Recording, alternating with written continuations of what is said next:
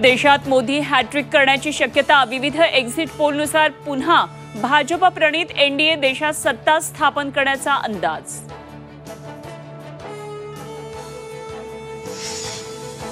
महाराष्ट्रातही महायुतीची सरशी होण्याचा अंदाज। महायुतीला 28 तर मवियाला 19 जागा मिळण्याची शक्यता। भाजपला सर्वाधिक जागा मात्र 45 पारचं स्वप्न भंगण्याची चिन्ह। शिवानी आणि विशाल अग्रवालला आज कोर्टात हजर करणार। मुलाच्या जागी स्वतःचे रक्ताचे नमुने दिले तर अपघातावेळी मुलगाच गाडी चालवत होता। आई शिवानी अग्रवालची कबुली। सूत्रांची माहिती।